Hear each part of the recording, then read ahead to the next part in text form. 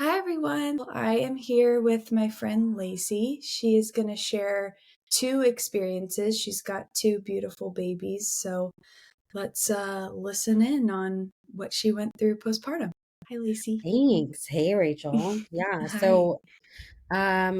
Yeah, like I've told you before when we've had conversations, two very different experiences between my two deliveries.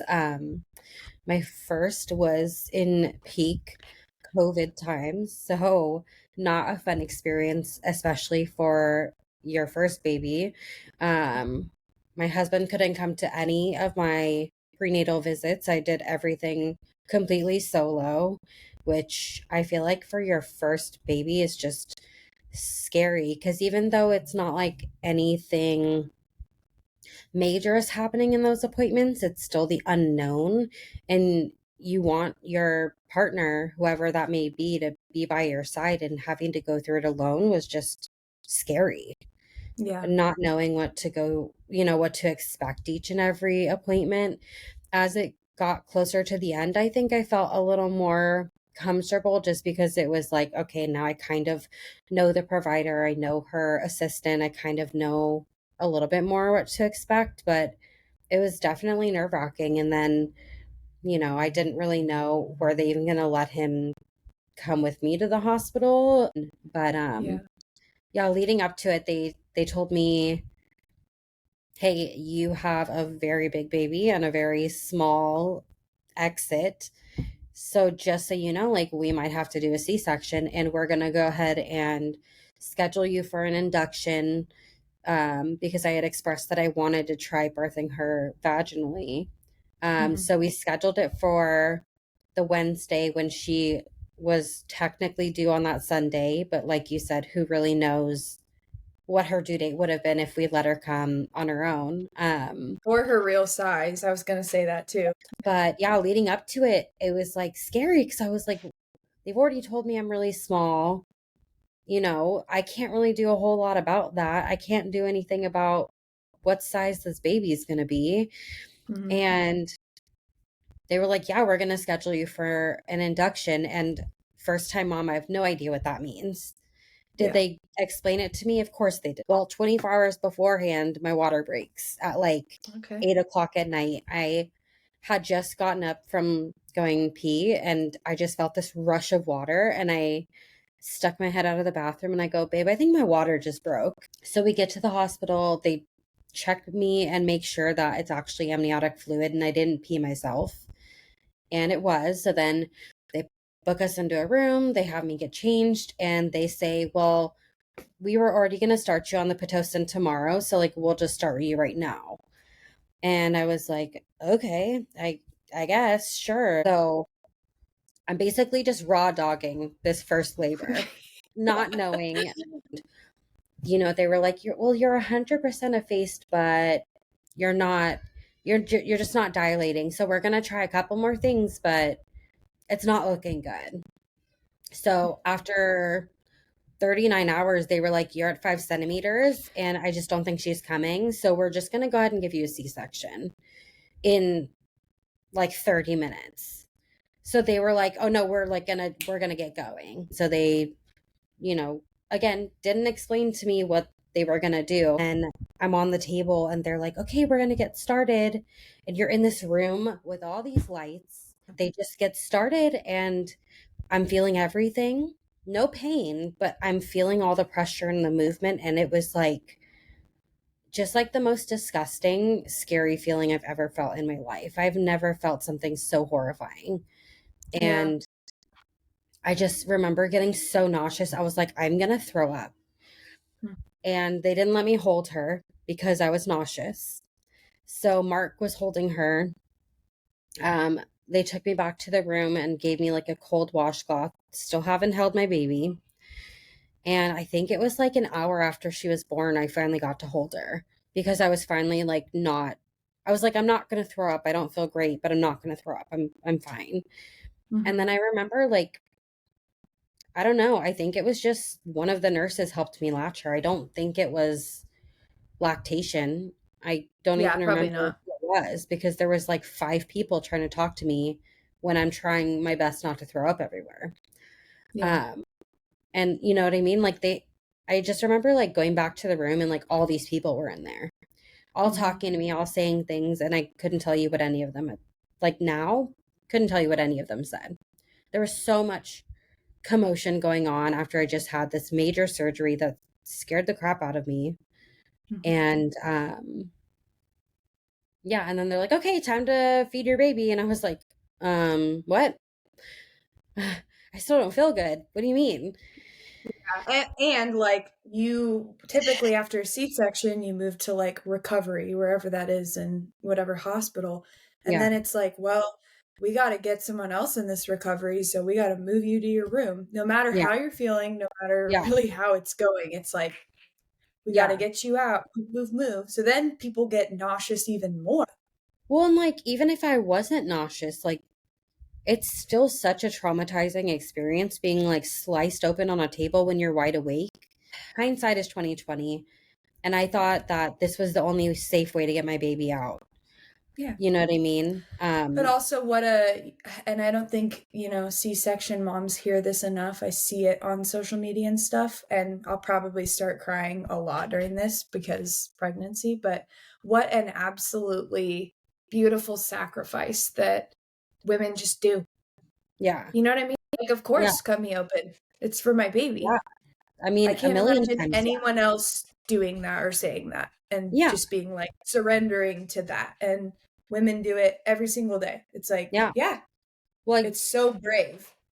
I ended up doing it again because I knew I wanted another child and I knew that I had more love to give. So I was like, this is probably going to happen again. I'm probably going to have another C-section, but like the love that I have for my kid could a million times outweigh the horrifying trauma that I had to have her. I wish that I knew more. I wish that I knew that, you know, more than likely, like my body didn't make a baby that I couldn't birth, or and that there were other choices, and that I didn't have to be forced into this horrible experience. I feel like the pregnancies were so different. Every kid Each is time. different. Pregnancy is different. She is my rainbow baby, so she came after an unexpected, very early miscarriage. Mhm. Um, Again, my OB didn't tell me what to expect, didn't know that I would be so fertile right after a miscarriage. So the same week had a miscarriage, I got pregnant with Lily. So then it was almost like I'm scared to be excited because I had that loss so fresh on my mind that Mhm. what if I lose this one too? And like Yeah. that day, uh, I remember I woke up and like I went pee and there was blood and I was like, that's weird. Googled and it was like, oh no, like sometimes that happens. It can be implantation. I said, okay. And we went about our day and I remember coming home from a pumpkin patch with Maya and I remember it was just like tons of blood. And I was like, fuck. Like I don't think Yeah, this is good. that's So then I remember we went to urgent care and spent like hours there.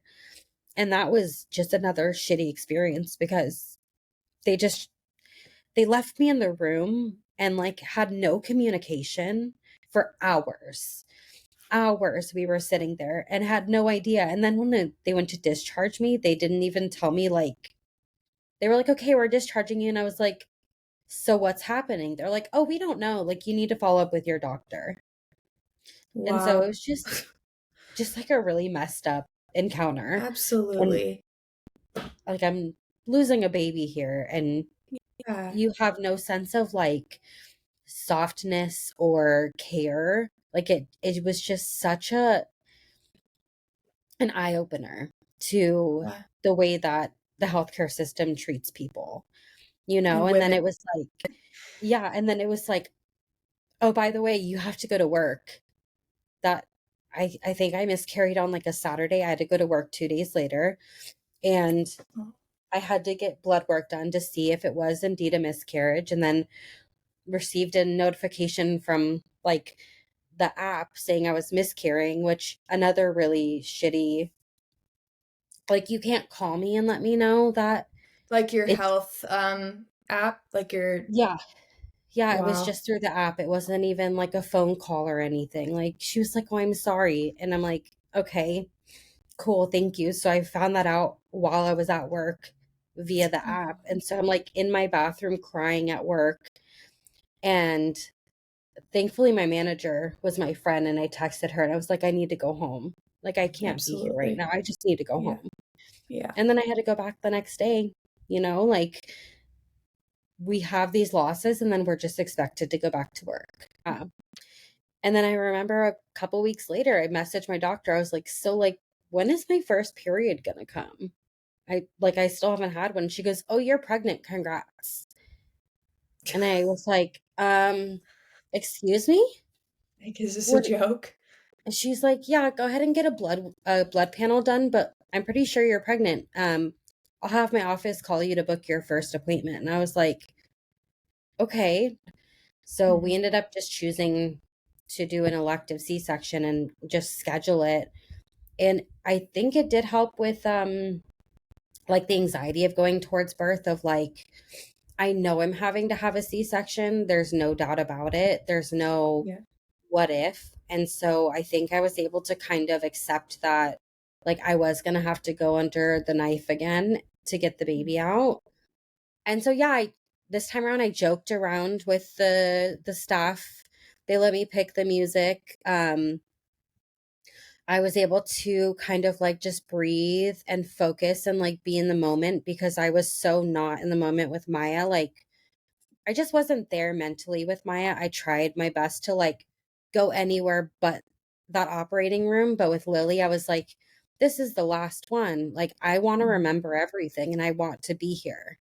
Yeah. And yeah, I was 100% in the moment and focusing on my breathing and just trying to relax. And I was like, okay, I know this time I'm going to feel them in there. It's okay. It's only for a short period of time. And then, she's going to be here. Yeah. And yeah, it just was so much better. Did I Oh, I'm like glad. being ripped open? No. But it Yeah. was a lot better because I think I accepted it and knew what to expect, and my Mhm. body wasn't tired from, laboring for almost 40 hours.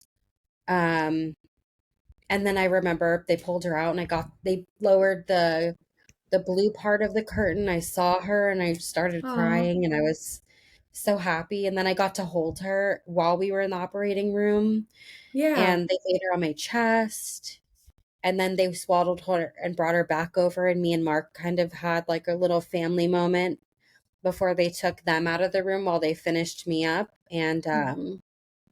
yeah, and then this time around, I knew to ask for help with lactation.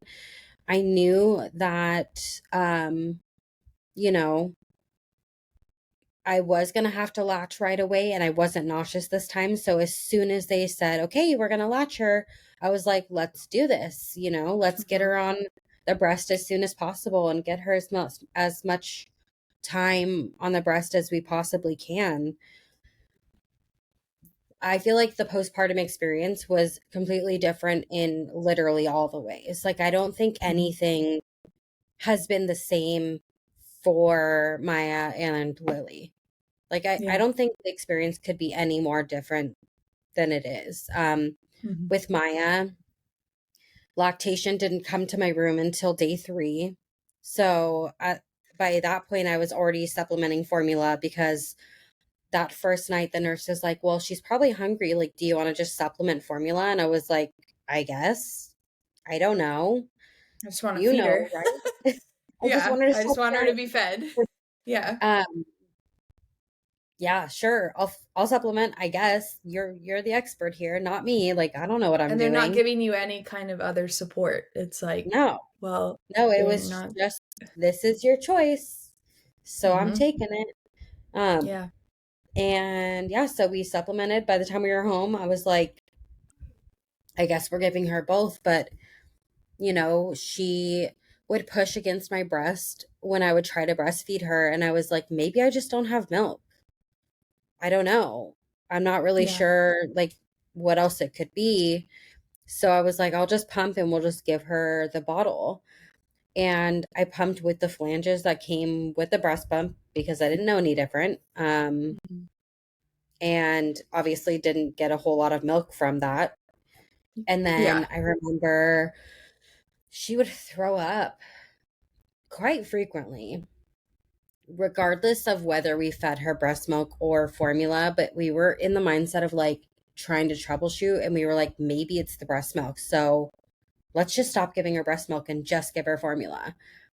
And I regretted it for so long after. And I know I shouldn't, but it's so hard to not have the regrets of not being able to breastfeed her and not doing the research and advocating like, no, I think something's going on. I don't think it's my milk. I'm pretty sure something else is going on, but you don't know what you don't know.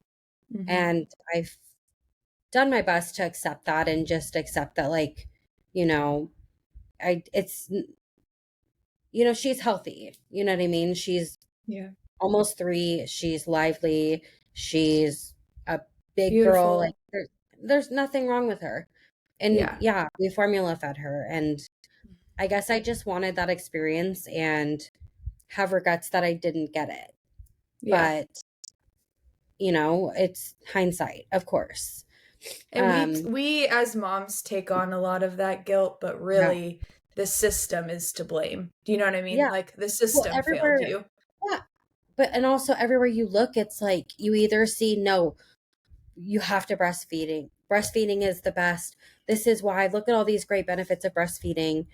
Mhm. And then it's like, no, fed is best. No, breast is You have best. And so it's yeah, like, the two sides.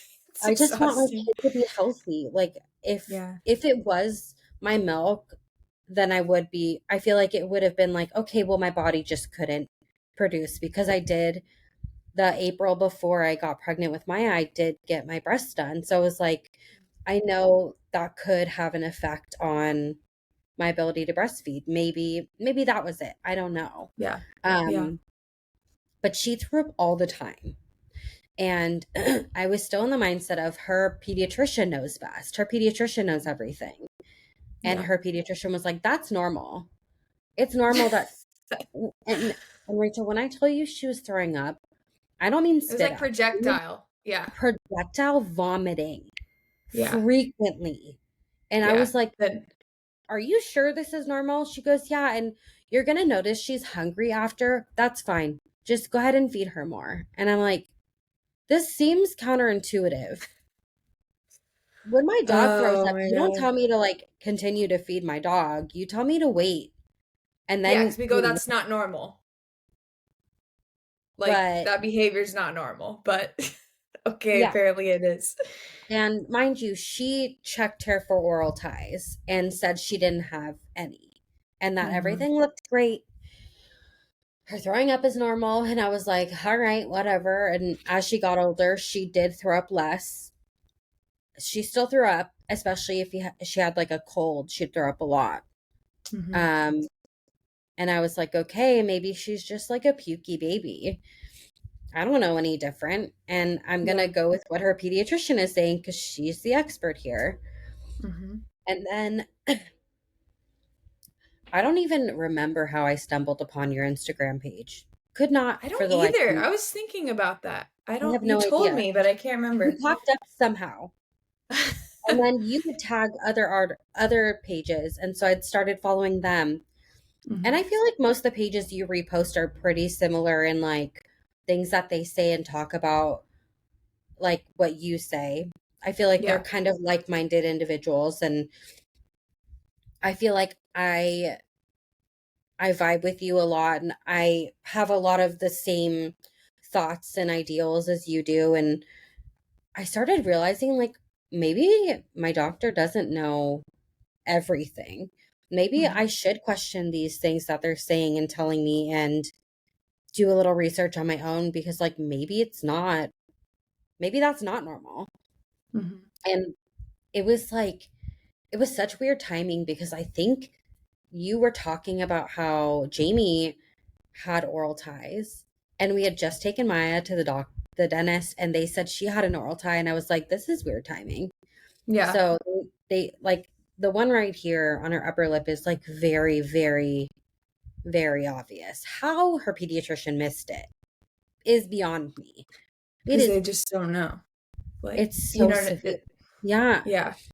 I mean, I didn't know, but I also don't know what I'm looking for. I've never seen in a baby's mouth before, Yeah, and you it's know? not, it's like, I think the thing that really bothers me about it is like, one, that, pediatricians and OBs and physicians act like they are God. There's that element to it. 100%. But the second Yeah. thing is if you don't have training in it, just say you don't know.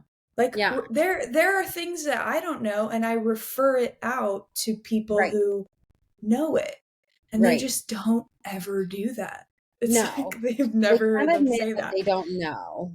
Yeah. But honestly, I would trust someone more if they admitted when they didn't know. So, yeah, no, it was just weird timing because you had said how like you had a similar experience where they were, you know, saying she was fine, and then when you went to Little Star, they said she had an oral tie, and I remember asking her dentist, I was like, okay, so what are we gonna do about it? And they're like, oh, nothing.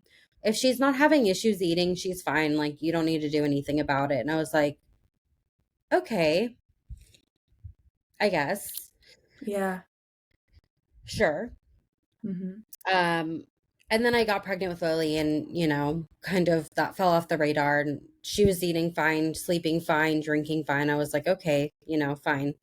Yeah. And yeah, then, Lily comes along, and, we have her, she's born, we get discharged from the hospital.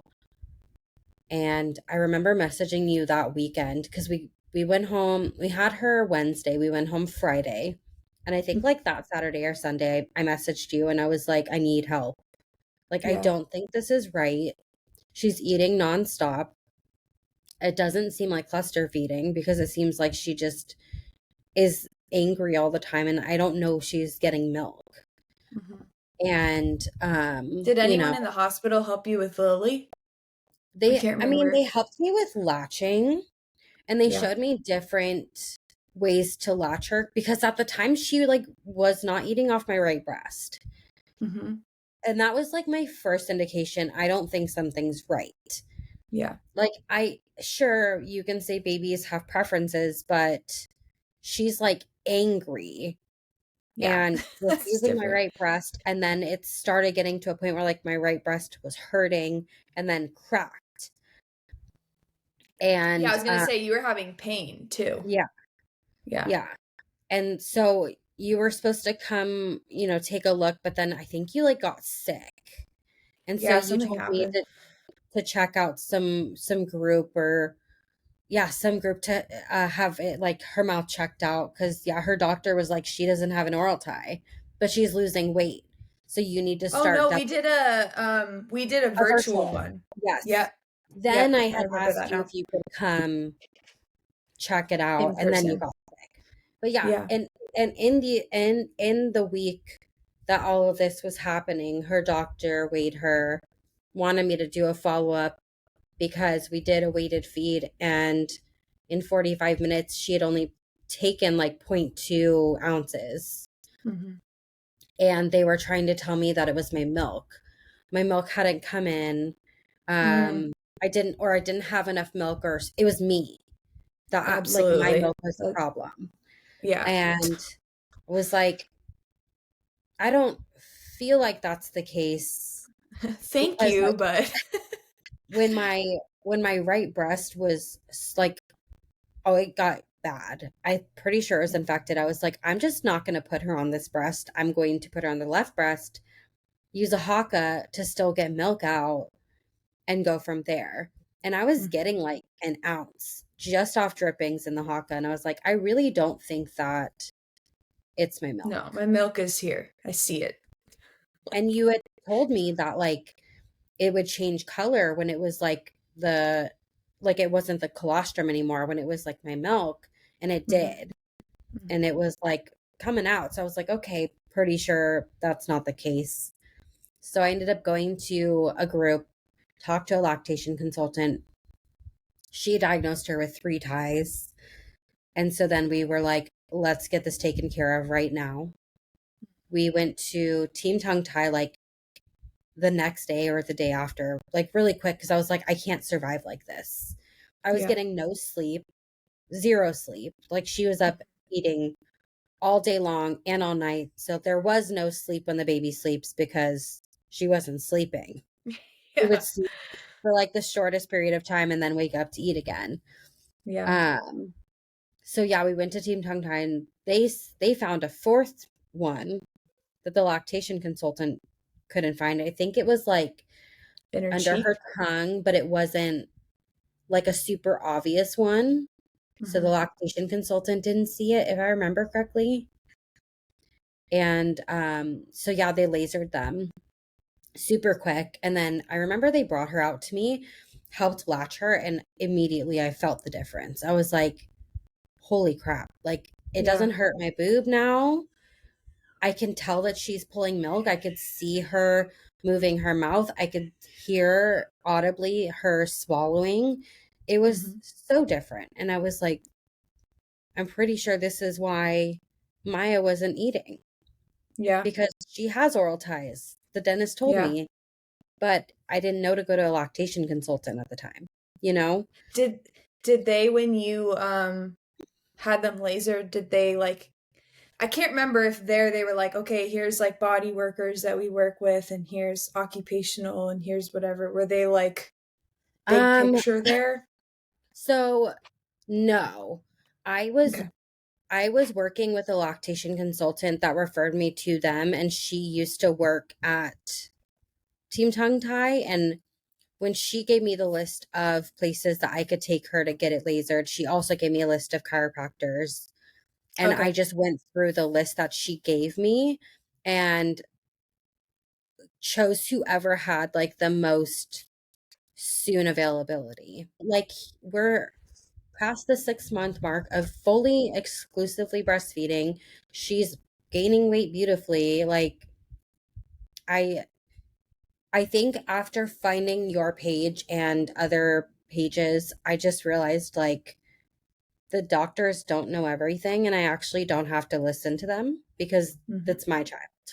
If Yep. she's fed and like you have said, if she has a sufficient amount of wet diapers and a sufficient amount of poop diapers, things are fine.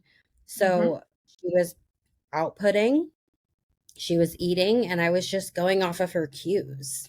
Like Yeah. even now, the doctor has told me like, oh, she should be going X amount of time between feedings. And just at her 6 month appointment, they told me that I could stop feeding her at night. And I was like, I don't mind. She's growing the most she'll ever grow in this first year. Why would I stop her from feeding overnight? I wake up hungry in the middle of the night and It's I'm a it's full grown literally adult. like it's literally like saying starve them. Is it not? Yeah. Like, to me Yeah. that's how Well, that comes off. and it's it's all to do with like the sleep training mentality, right? Like you Yeah. want me to start sleep training her to sleep through the night, which includes no longer feeding her. Mhm. Because we want our But babies to be independent, right. 100%. But I mean, they also just spent 10 months inside of us, and our heartbeat and our smell and our noises is all they've ever known. But okay, so Yep. with Maya, she slept in a bassinet on the side of my bed until she got too big, which was like, I don't know, pretty early. She was a big baby. And then we had her sleep in a crib in our room. But it was so different because it was like Mark and I would alternate bottle feeding her in the middle of the night. With Maya, we didn't have any issues with it. Like it actually did go quite well. Like she did sleep Yeah. through the night. We made sure that she ate enough during the day. She took fantastic naps. It was simple, but I still had postpartum anxiety and had no idea I was suffering from that because I didn't feel sad. So I thought there was nothing wrong. Worked fine until Mhm. a little bit before I was due with Lily. And I'm sure some of it is like she could sense the change coming, but she just like stopped sleeping. What Like age was she? it Okay. was like Yeah. she hit 2 and shit hit the fan and she just like wouldn't sleep. Like we had to Yeah. rock her to sleep. It would take like 45 to an hour and a half. And then she would wake up middle of the night and not want to go back to sleep for hours on end. And then she was also waking up early. And so then we would try to like troubleshoot again. And we tried to go back to the basics with taking care of babies, which you had to rebuy the course because you lose access to this material. It's not But lifetime no, access? no. Oh my God, I don't even think I knew that. Which is Yeah. crazy because her whole process is the Ferber method. She did not invent this. Like, Yeah. it that you can find that for free on the internet, and the prices that she sells it at are just like Yeah. astronomical. So anyway, Yeah. that You I know, feel like I'm you're always just like, what? when you're a first time parent and your expenses are medical bills and diapers and wipes and formula, but yes, we definitely have money to spend on these programs for you to tell me like how to care for my kid. Definitely. Mm-hmm. Yeah. So yeah, we had to rebuy it. And I just remember like I had seen so many Instagrams that were like, it's okay if your kid needs you. It's not, there's nothing wrong with your kid if they need you. And it basically was like every couple nights you just like inch further away from them. But like you're still in their room and they can see you. And then once they fall asleep, you like dip out. Which as a kid, when I would wake up and I didn't see my parents, if they were there when I fell asleep, I remember being horrified. And I would cry Yeah. because I'd be like, wait, where'd they go? Yeah, Like I'm you feel this alone. sense of like, yes, like you're scared. Like, wait, where did they go? Yeah. Um, and so we got like outside the door and then she started like screaming and throwing up and I was like, we can't do this, babe. Poor Like we're thing. not, no. Yeah. I'm drawing the Yeah. line. This is where I'm stopping this. It's fine Yeah. that It's she like needs. every motherly instinct in me says Yeah. no. No. Yeah. She's throwing up because she's so upset. Like, sorry, no, Oh. we're not doing Yeah. this. And he Yeah. was like, yeah, no, like you're right. It was going great for a little bit until it wasn't. Yeah. So it was like all these life changes and we were trying to get her to sleep by herself and it just wasn't going well. And I was like, well, maybe after the baby comes, things will be okay. And yeah, they're still not great. She still Yeah. doesn't want to sleep. Yeah. But I think part of it is she's just getting older and she just doesn't need as much sleep now. Yeah. You That's know, true. like but it doesn't matter if she skips her nap or not. She still wakes up at like 5:30 Yeah. sometimes. Like it's Yeah. she's a kid. Like she's not a number. Like Nope. And she's just that, I mean, one person. it's like, that's what I try to talk about a lot because I need the reminder too. Yeah. When I'm raising my babies, is like, look at them. Look at them. Because Yeah. if she's waking up and she's happy and well rested and whatever, that's fine. Yeah. Like sometimes I wake up at 5. And then as far as Lily's postpartum experience has been, um, definitely been harder mentally. And I'm sure a lot of it is just like the challenges we've had with breastfeeding and the pressure that comes with it. And I'm sure part of it is I put it on myself that like I just really wanted breastfeeding to work and I Yeah. wouldn't accept a failure. Yeah. Um, I think that's definitely part of it, but I've had, postpartum depression, postpartum anxiety, rage, I mean, anything you could think of, I've encountered this time around. And it's harder when you have to because you just don't have the time to relax. And, if your husband watches the baby, there's also the toddler now. So it's Mm-hmm. like, hey, can you watch both kids so I can take a minute to myself? Yeah. And even though he says, yes, she wants me. Like, she's like, wait, you don't have my baby sister? That means I get time now. Mm-hmm. So that's another challenge is like giving the toddler enough of your attention, but it's never enough. Even, Yeah. her pediatrician was like, well, make sure that you're giving her attention and you're having her be included and blah, blah, blah. And it's like, it doesn't matter what I do. It Yeah. doesn't matter how much I include her. Like, she still went from having 110% of me to not even 50-50 because breastfeeding is a full-time job. So Yeah. let's be realistic, it's probably more like 70-30. Mhm. I mean, that's just kind of like the season we're in is I'm having to breastfeed. Yeah. And you can come lay with me while I feed her. You can come sit with me, but that's not what she wants. She wants to jump on me. She wants me to push her on the swing. She wants me to play with her. And I'm like, I can't. Like, I will right after I'm done with this. Yeah. But it, And having you know, those like time I've heard, obviously I'm not in it yet, but having those like time frames of like, oh, okay, once I'm done, or I'll yeah, set a timer and when it goes off, then we can.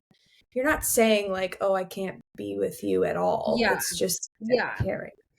I But think, it's a lot. I think even like, because like you said, I try to not say, I can't because your sister. I'm with your Yeah. sister, or you know what I mean? I do my best not to say that, even though I feel Yeah. like it's hard to remember not to say those things. Yeah, because you are. Um, You're like, I'm feeding them. yeah. I don't know I what feel else like to call it. it's like when she's having a moment or she's in a mood, it doesn't matter what I say. She's Hmm. still upset that I'm not giving her exactly what she wants right when she wants it. And So it that's doesn't just a matter what toddler I too. say. Yeah, Yeah. absolutely. And then you've got mom guilt on top of it. Mm. Like, I feel so bad because she just wants me and she's throwing this fit because she needs me right now and I can't be there for her. Yeah. And that mom guilt is just unmatched. Like it Yeah. doesn't matter how many people tell you, "Oh, if you're worried about being a good mom or not, like bad moms don't worry." It doesn't matter how many positive things people say to you, like it's still there. You still have Yeah. that mom guilt. It goes nowhere. Yeah, because that's still your baby and you can't be in Mhm. two places at once. Mhm. That's, Um yeah. but yeah, I mean, I feel like I'm doing more this time around based off of like my gut and my intuition of like what's right. And just like you said, paying attention to Lillian, like she 100% gives me all of the clues that I need. Like, I, in the beginning, could tell the difference between a hungry cry and a tired cry. And even now, like, I can tell when she's upset because she needs milk, or no, she's just really tired, Mhm. or no, she pooped and, she needs a diaper change, and that's why she's screaming like that.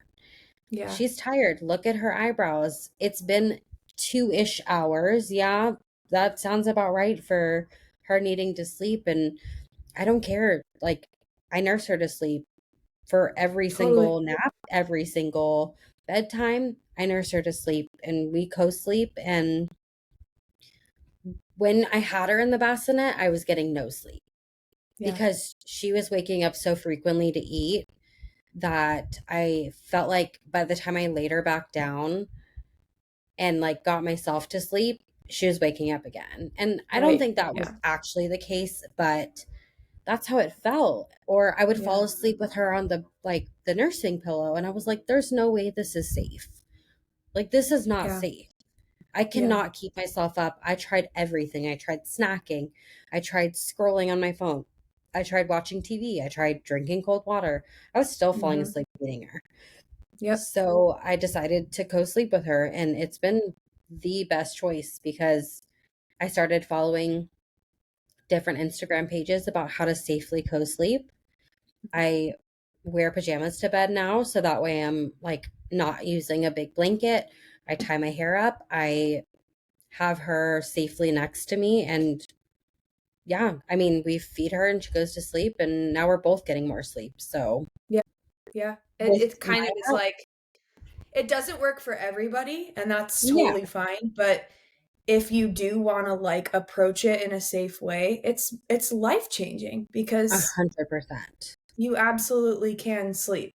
Like, Yeah. Well, and and it's I think natural. I think that I was so just like I don't even know how to explain it. Like what I saw all over Instagram was like what I felt like I was brainwashed with. Like I will never co-sleep. Why would Mhm. anybody co-sleep? No, that's terrible. That's so bad. they're never going to get out of your bed. That one I I love. have Yeah. to sleep train. There's no way I can't not sleep train my baby. I have to do this. I have to do that. And now I just have such a different mentality about it. And it's like, now I'm more like, no judgment, do you? Mhm. Whereas before I was 100% judging people on their choices silently or to my husband. But now Yeah. I'm like, whatever works as long as your baby's safe, like do it. Mhm. You know what I mean? Like co-sleep, contact nap, whatever. Like we're all just trying to make it through motherhood and our like with our Yeah. sanity and a healthy baby. And honestly, that's all that matters at the end of the day. Mhm. Well, and I Yeah, feel like it so many people have these comments of like, oh, like when are you going to stop breastfeeding? I'm like, when it mm, happens. You mhm. know, like I Also, think what a that, personal question that is, you like, know, first of all. it's also none of your business what I do with my kid Yeah. at all. Yeah. But, you know, when you want to start pitching in over here, maybe I'll take it into consideration. But Yeah. I've even told my husband, I was like, no disrespect to you at all. But like, Mhm. I'm going to do what feels right. Like, I'm Yeah. going to breastfeed her until we're done. Like, Yeah. I'm sorry if you don't feel like it's convenient, but like, not in a mean way, but I just don't care. Like, I'm Not doing what's no, right and for me and the baby. but watching you with your second baby, because I didn't know you when you had Maya. When you watch a mom step into her power, it is like my jaw just drops, or I go, yeah, Yeah. yeah. Because once you are in that, you realize like how powerful we are, Oh my God. um, Yeah.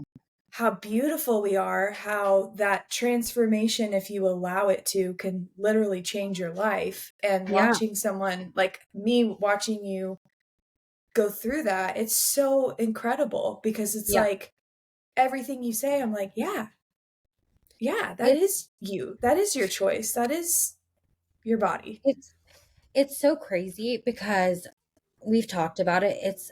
It's hard not to have that imposter syndrome of like, and I know so much of it is in my own head, but I almost feel like people are going to think like I'm fake. You know, like I'm just saying these things and I don't actually mean them, or I'm trying to be more spiritual, or like women are so powerful, but I truly believe these things. Like now that I've had Lily and I've learned like what a bond can be when you breastfeed your baby if you can or if you want to. Again, no judgment if you don't even want to try. That's 100% on you. I have no judgments because yes, I do believe like a fed baby is a good baby. Like you want the baby Yeah. fed regardless of how you get there. But Yeah. I knew I wanted to do everything I could to breastfeed her, and we've made it this far, and I've seen like the determination it's taken me to get to this point, and how much like just I don't even know, it just took everything in me to get here. And this is the first time in my life I've ever done something that I wanted to do and I didn't give up when it got hard, because I've done that on so many things. Almost everything else in life, I if it's too hard, I just quit. I'm like, I can't do Yeah. this. But with Yeah. this, I was like, no, it's happening. I'm going to do it. And then I learned all these beautiful things about breast milk and what giving breast milk to babies can do for them and what it can do for you. And it can, like, prevent all these cancers in your body and helps with postpartum depression and, all of these beautiful things. And not to mention, it's just like what we're made for. Our bodies are literally made to bring life onto this earth and then like give them life. Sustain it. Yes, like Yeah. how Yeah. are we not screaming from the mountaintops that like women are powerful and we're incredible and we can do literally anything because we can bring life. I want to ask about the resources that you want to share with others. Just like what really helped you through both of these postpartum experiences. What you think people should know about. I feel like so like it feels so weird plugging you on your own podcast, but I'll scream it from the mountaintops, and I share your stuff Thank all the you. time. Like, you have been such a lifeline, Oh, thank not you. only for like my breastfeeding journey with Lily, but just for my sanity.